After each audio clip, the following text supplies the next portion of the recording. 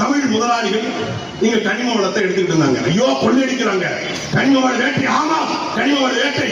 தமிழ் முதலாளிகள் கொள்ளையடிக்கிறான்னு சொல்லி அவன் இருந்து சிங்கத்திலிருந்து பெரிய திருடம் புரிஞ்சான்.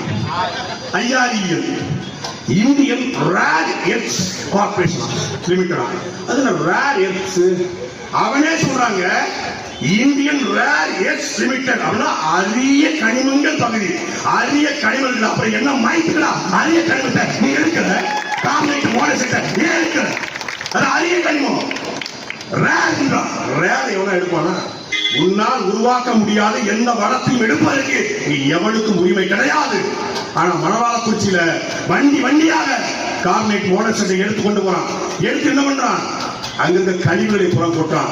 தமிழ்நாட்டிலேயே ஈரோட்டுக்கு பிறகு குடைச்சல் பகுதியில் தான் மார்பக புற்றுநோயும் பெண்களுக்கான கர்ப்பப்பை புற்றுநோயும் அதிகத்துக்கு காரணம் என்ன? இந்த மணவாளக்குறிச்சி ஐஆர்இஎல்.